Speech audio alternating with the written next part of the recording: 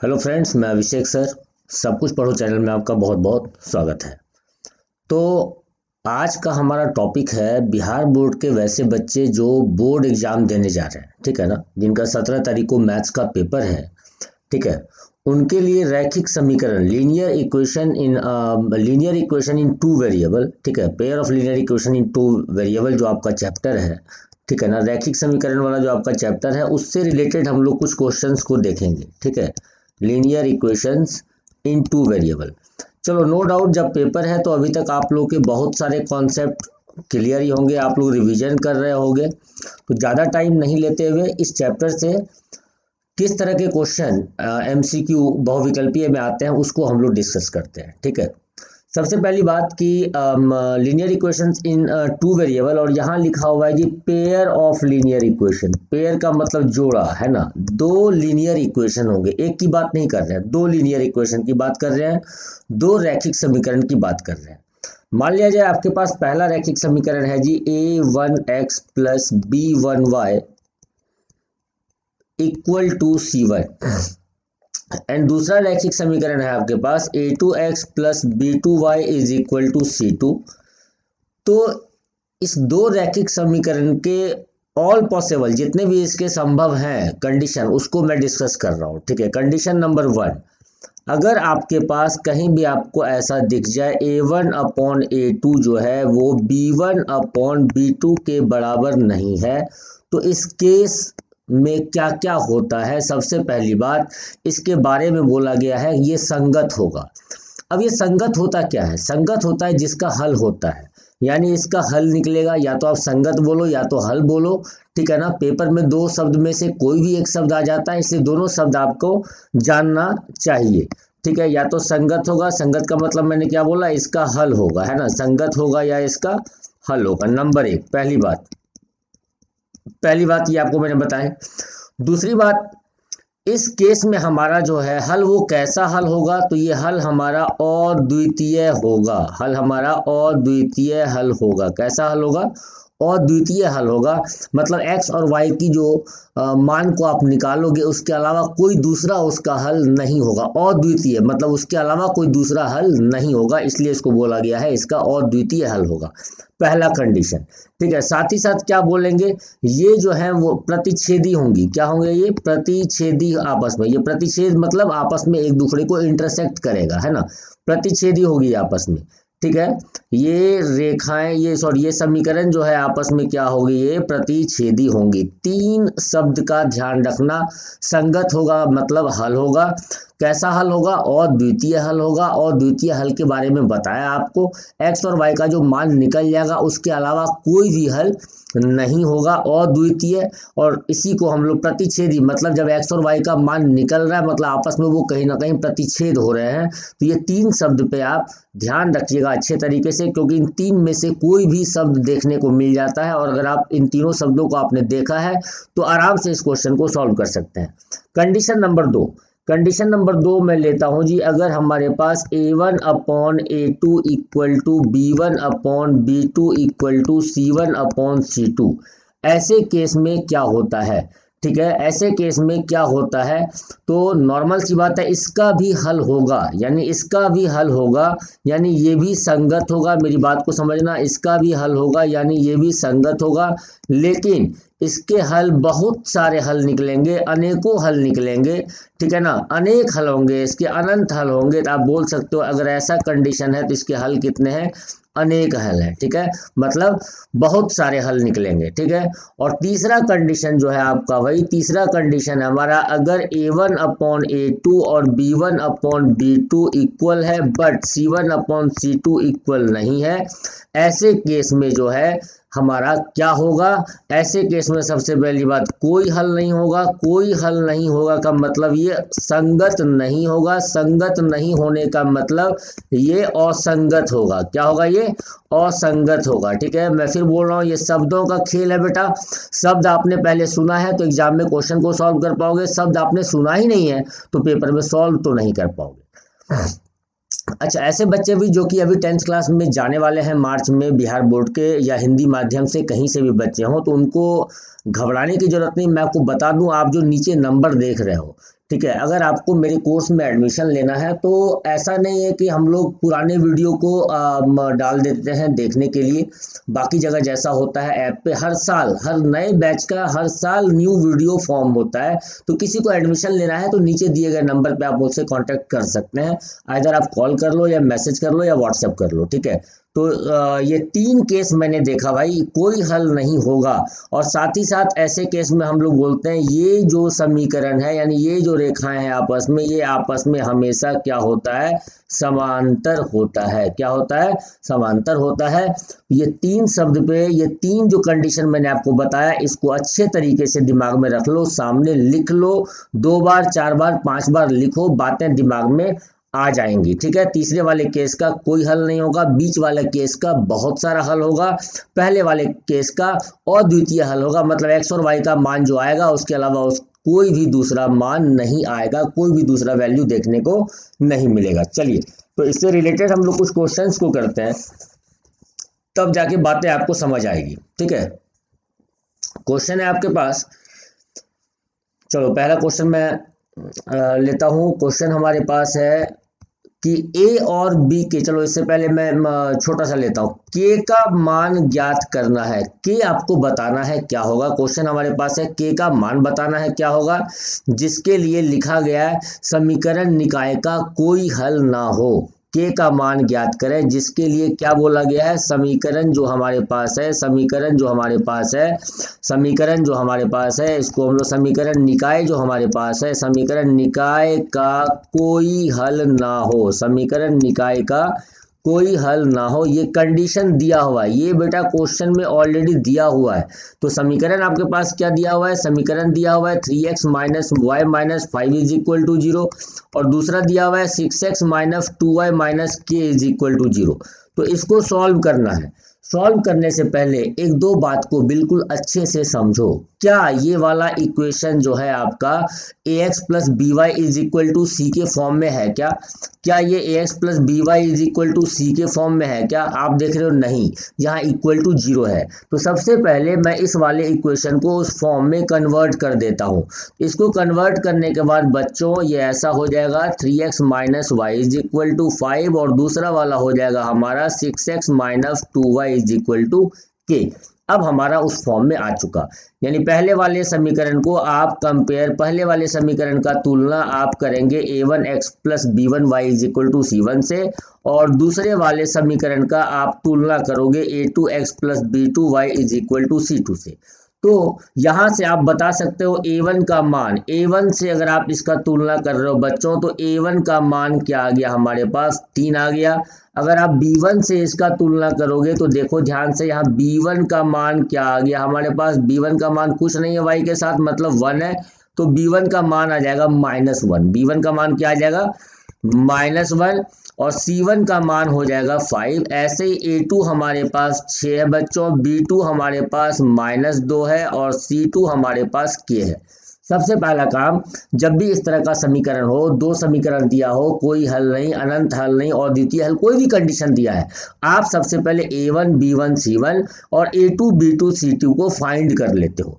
अब आप क्वेश्चन को देखो, क्वेश्चन में बोल रहा है कोई हल ना हो। तो कोई हल ना हो, इसके लिए बच्चे क्या कंडीशन दिया गया है आपके पास, कोई हल नहीं होगा, मतलब ये तीसरा वाला कंडीशन है जी। कोई हल ना है इसका मतलब ये तीसरा वाला कंडीशन है। चलिए तीसरे वाले कंडीशन को लिखते हैं पहले। तो समीकरण का कोई हल नहीं होने के लिए, कोई हल ना होने के लिए क्या कंडीशन है हमारे पास भाई, कोई हल ना हो, इसके लिए क्या कंडीशन है, तो इसके लिए कंडीशन आपको याद रखना पड़ेगा। इसके लिए हमारे पास कंडीशन है जी, a1 अपॉन a2 और b1 अपॉन b2 तो आपस में इक्वल होंगे, बट c1 अपॉन c2 कभी भी इक्वल नहीं होना चाहिए। a1 upon a2 that is 3/6, b1 के जगह पर लिखो b1 का मान, b2 की जगह पर लिखो b2 का मान। ये नॉट इक्वल टू का साइन लिखा है, मतलब ये बराबर नहीं है। c1 अपॉन c2 k, चलिए यहाँ से आपको k का मान पूछा गया, ये 3 2 जा 6, यानी ये हमारा 1/2 है। यहाँ भी माइनस माइनस कैंसिल हुआ, 1/2 है, not is equal to 5/k। के का मान निकालना है। आप देख रहे हो ये वाला मान और ये वाला मान हमारा बराबर है, तो के का मान निकालने के लिए आप इसको इसके बराबर बोलो या इसको इसके बराबर बोलो, बात एक ही है। बराबर इन द सेंस कंपेयर करने की बात मैं कर रहा हूँ, बीच में अगर नॉट इक्वल टू का साइन है तो नॉट इक्वल टू का साइन ही रखना है। चलिए क्रॉस मल्टीप्लाई कर दीजिए, 1 को आपने के से मल्टीप्लाई किया, के नॉट इज इक्वल टू 2 को आपने 5 से मल्टीप्लाई किया 10, यानी के नॉट इज इक्वल टू 10। यानी क्वेश्चन में बोला गया था कोई हल ना होने के लिए के का मान क्या होगा, तो कोई हल ना होने के लिए के 10 के बराबर नहीं होना चाहिए। के 10 के बराबर नहीं होगा तो उसका कोई हल नहीं होगा। क्वेश्चन ऐसा ही पूछ रहा था। एक बार वापस इसको आप देखो, ठीक है ना, वापस देखो। सबसे पहला कंडीशन क्या था, पहले क्वेश्चन में के का मान निकालना है। क्वेश्चन में दिया है समीकरण निकाय का कोई हल ना हो। दो समीकरण आपके पास दिए गए थे, 3x माइनस वाई माइनस 5 बराबर 0, 6x माइनस 2y माइनस के बराबर 0। सबसे पहला काम बच्चों हम लोगों ने क्या किया, हम लोगों ने देखा ये ax plus B Y is equal to C की फॉर्म में है या नहीं, तो इक्वल टू 0 था। तो जो बाएं साइड हमारे पास औचर वाले पद थे, कांस्टेंट टर्म था, उसको हम लोगों ने दाहिने साइड लेकर रख दिया। ये दाएं साइड आ गया दोनों केस में, और यहाँ से आपने a1 a2 c1 c2 b1 b2 सब कुछ ढूंढ कर लिखना है, और जो भी कंडीशन दिया था उस वाले कंडीशन का फॉर्मूला यूज किया कोई हल ना होने के लिए। जो फॉर्मूला था a1 upon a2 equal to b1 upon b2 not equal to c1 upon c2, मामला फिनिश। यहाँ से के का मान आपके पास आ गया। चलिए एक और क्वेश्चन देखते हैं, ठीक है, एक और क्वेश्चन देखते हैं। बहुत ही आसान और बहुत ही इंपॉर्टेंट क्वेश्चन है ये वाला क्वेश्चन, देखो ध्यान से। क्वेश्चन हमारे पास दिया हुआ है ए का मान बताना है और बी का मान बताना है, क्या होगा। ए और बी का मान बताना है क्या होगा। यहाँ बोला गया है समीकरण युग्म का, समीकरण निकाय का, समीकरण युग्म का, कुछ भी लिखा रहता है कोई फर्क नहीं पड़ता है, इससे सिर्फ समीकरण भी लिखा हो सकता है। समीकरण युग्म के अनंत हल होंगे, अनंत हल होंगे ऐसा लिखा हुआ है। इससे पहले वाले क्वेश्चन में बच्चे लिखा हुआ था कोई हल नहीं होगा, इस बार लिखा हुआ है अनंत हल होगा। और समीकरण आपके पास दिया हुआ है जी 2x प्लस 3y बराबर 7, और दूसरा समीकरण दिया हुआ है a into X plus Y minus B into X minus Y is equal to 3a plus B minus 2। बिल्कुल कॉम्प्लिकेटेड टाइप का क्वेश्चन दिख रहा है, इसको देखकर आप बिल्कुल ना घबराओ, ठीक है। चलिए इसका सॉल्यूशन देखते हैं, सॉल्यूशन कैसा होगा। पहला वाला इक्वेशन मैं देख रहा हूँ, क्या पहला वाला इक्वेशन हमारा, पहला वाला समीकरण हमारा स्टैंडर्ड फॉर्म यानी मानक रूप में है, यानी ax plus B Y is equal to C के फॉर्म में है, तो बिल्कुल है जी। तो पहले वाले इक्वेशन को तो लिख दिया जी, ये 2x plus 3y is equal to 7 के फॉर्म में था।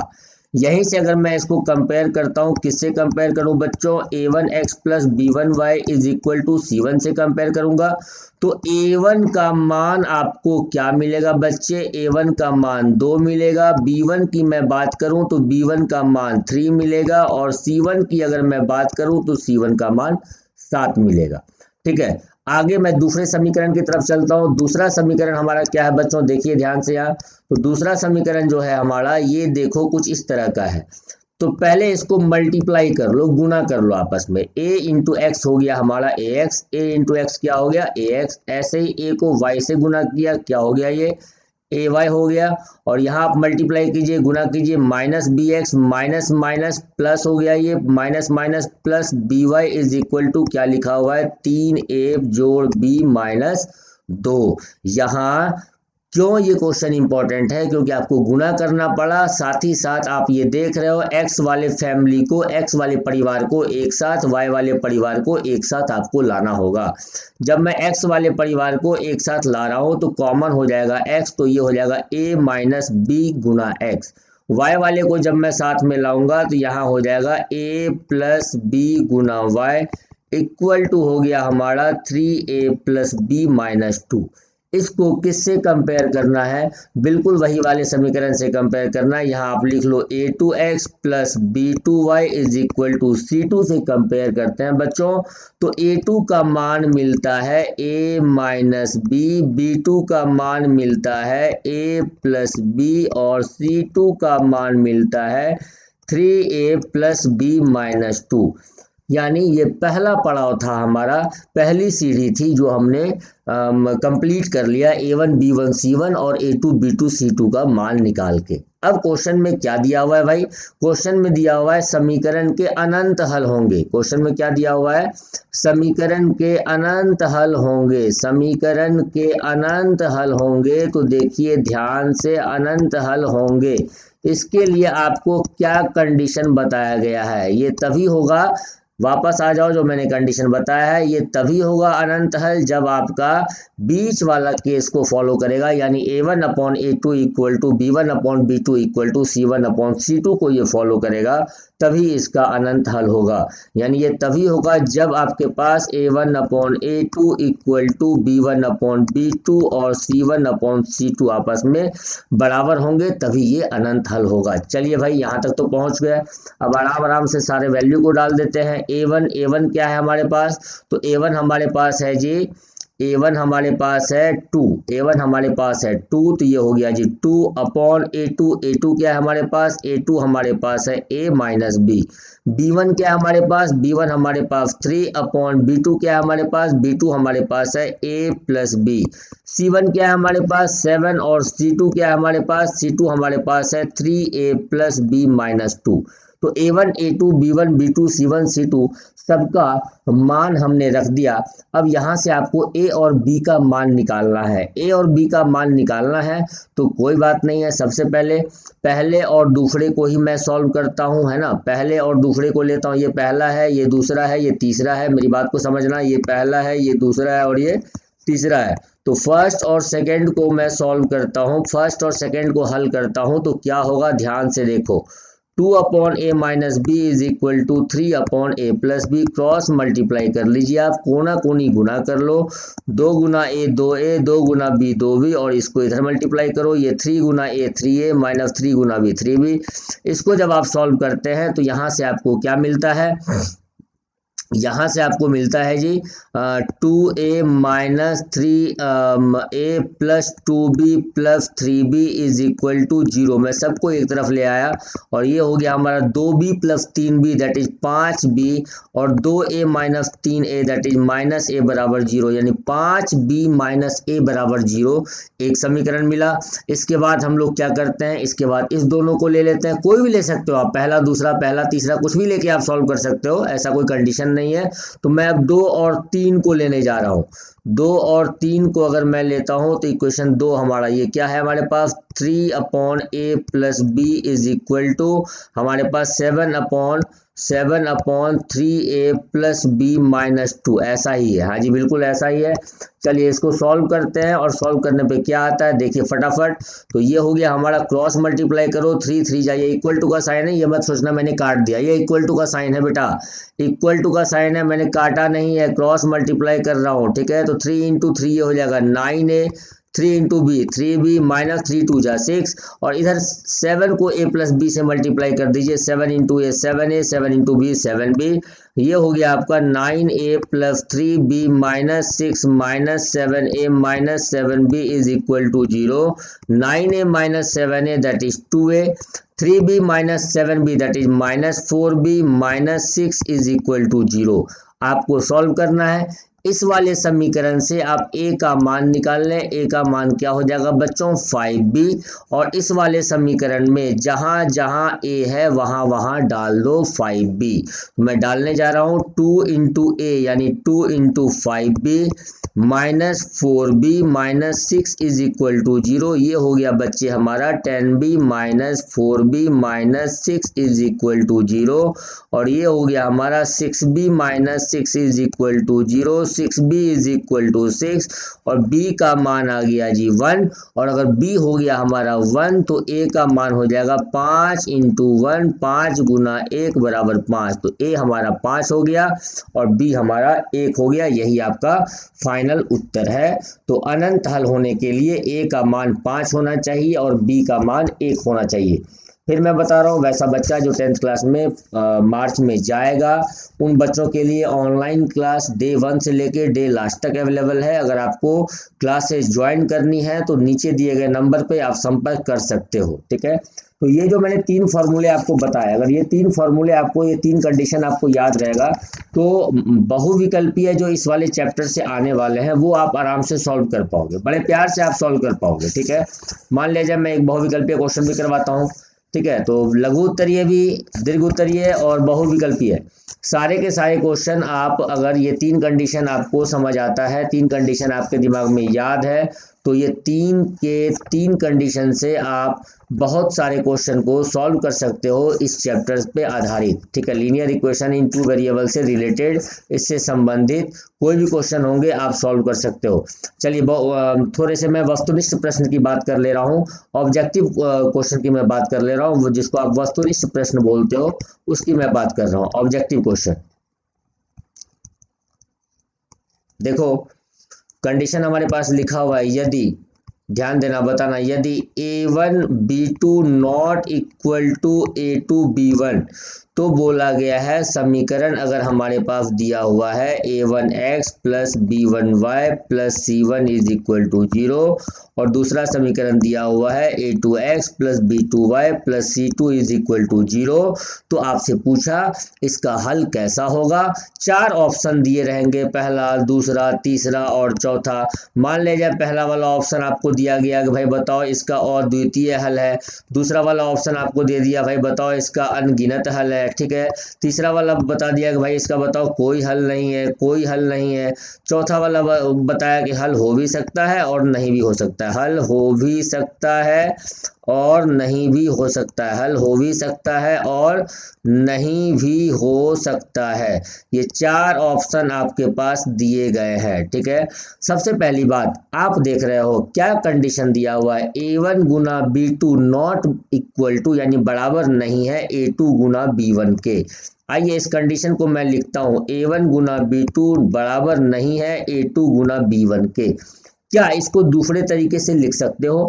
बिल्कुल लिख सकते हो। इस a2 को इसके नीचे ले आओ बच्चों, तो ये हो जाएगा हमारा a1 upon a2 not equal to b1 upon b2, यानी यहाँ b2 को इसके नीचे लाया, तो बिल्कुल आपको याद आ गया होगा।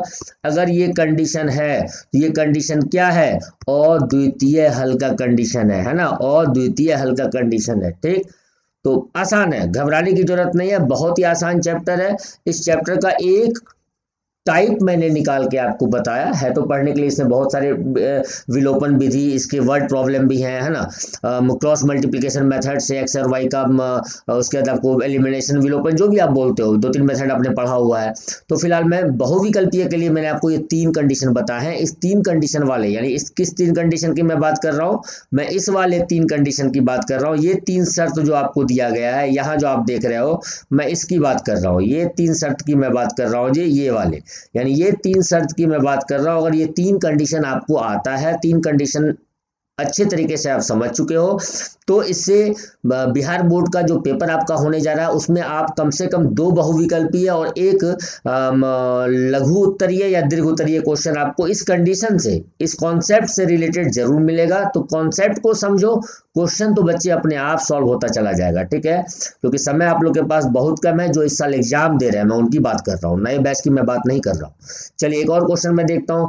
मान लिया जाए हमारे पास समीकरण लिखा हुआ है, क्या है समीकरण, एक समीकरण लिखा हुआ है x प्लस 2y बराबर 3, और दूसरा समीकरण लिखा हुआ है 5x प्लस ky बराबर 15। इसका बोला गया अगर यहाँ पर अनगिनत हल है, क्या हल है बच्चों, इसका दिया हुआ है अगर ये अनगिनत हल है तो k का मान बताइए क्या होगा, k का मान बताइए क्या होगा अगर अनगिनत हल है तो। सीधी सी बात है, सबसे पहला कंडीशन आपको क्या सोचना है, क्या हमारा ये मानक रूप में यानी स्टैंडर्ड फॉर्म में है। स्टैंडर्ड फॉर्म का मतलब ax प्लस by बराबर c के फॉर्म में है कि नहीं। बिल्कुल है जी, पहला वाला समीकरण भी है और दूसरा वाला समीकरण भी है। तो पहला वाला समीकरण मैं यहाँ लिख लेता हूँ x प्लस 2y बराबर 3, और दूसरा वाला बच्चे समीकरण मैं यहाँ लिख लेता हूँ 5x प्लस ky बराबर 15। देखो ध्यान से, इसको मैं किससे तुलना करूंगा, इसका मैं जिससे तुलना करूंगा वहां से आप बताइए a1 का मान क्या होगा। a1 का मान होगा जी 1, b1 का मान क्या होगा, b1 का मान होगा जी 2, और c1 का मान क्या होगा, c1 का मान होगा जी 3। ठीक है। ऐसे ही जब आप इस वाले समीकरण को कंपेयर करोगे, ये तुलना करोगे a2x plus b2y is equal to c2 से, तो यहाँ से a2 का मान क्या होगा भाई, a2 का मान होगा 5, b2 का मान क्या होगा बच्चों, तो b2 का मान होगा प्यारे बच्चों k के बराबर, और c2 का मान होगा 15 के बराबर। ठीक है, ये गोला बनाना कोई जरूरी नहीं है, समझाने के लिए बता रहा हूँ। ठीक है, कंडीशन दिया हुआ है अनगिनत हल है, तो अनगिनत हल के लिए आपके पास कंडीशन जो है, अगर आपको ये याद होगा तभी आप कर सकते हो। अनगिनत हल होगा कब होगा, यदि लिखवाया गया था a1 upon a2 equal to b1 upon b2 is equal to c1 upon c2 होगा तो अनगिनत हल होगा। चलिए कोई बात नहीं है, a1 upon a2, a1 upon a2, a1 हमारा 1 है अपॉन a2 हमारा 5 है, b1 अपॉन b2, b1 हमारा 2 है, b2 हमारा k है, equal to c1 upon c2 यानी 3 अपॉन 15। आपको k का मान निकालना है, और k का मान आप कहीं से निकाल सकते हो, या तो इन दोनों को पकड़ लो तब भी k का मान निकल जाएगा। तो चलिए मैं पकड़ के दिखा देता हूँ। 1/5 को रखा 2/k के बराबर, कोना कोनी गुना करो, k का मान हो गया 5 दूनी 10। या तो इन दोनों को पकड़ लो, यहाँ से भी निकल सकता है। करना है एग्जाम में किसी एक ही तरीके से, इस बात को जान, ये नहीं कि आप दोनों को लेकर k का मान निकालने में लगे हुए हो। ठीक है, तो यहाँ से हो गया कोना कोनी गुना करो, 3 के बराबर 15 दूना 30, k का मान हो गया जी 30/3 दैट इज 10। मैं फिर बोल रहा हूँ, या तो ऐसे करोगे या तो ऐसे करोगे, दोनों दिखाने की जरूरत नहीं है, इस बात को हमेशा समझिएगा। तो एग्जाम में आपसे ऐसा ही क्वेश्चन पूछा जाएगा, कभी अनगिनत हल है, अनगिनत हल नहीं है। ठीक है, कभी अद्वितीय हल है, कभी कोई हल नहीं है, कभी अब मान लिया पेपर में क्या पूछ दिया आपसे, समांतर हो, तो समांतर हो वाले केस में आप कौन सा कंडीशन लगा दोगे, जैसे ही बोलेगा बच्चे समांतर हो, तो समांतर वाले केस में आप कंडीशन नंबर 3, देखो ध्यान से, आप समांतर वाले केस में कंडीशन नंबर 3। तो ये 3 शर्त आपको याद रखना है। अगर ये 3 शर्त आपको याद रहेगा तो इस चैप्टर से रिलेटेड जो बहुविकल्पीय क्वेश्चंस आएंगे, और लघु उत्तरीय या दीर्घ उत्तरीय में भी, वैसे लघु उत्तरीय में ही पूछा जाता है, कभी कभी दीर्घ उत्तरीय में भी पूछ दिया जाता है इस चैप्टर से, तो वैसे क्वेश्चन को आप आराम से पकड़ पाओगे। कम से कम इस कॉन्सेप्ट से आपके बिहार बोर्ड के 2 से 3 क्वेश्चन तो पक्के हो जाएंगे बच्चों। तो इस पर प्रैक्टिस करो। मिलते हैं अगले वीडियो में। Thank you, all the best प्यारे बच्चों।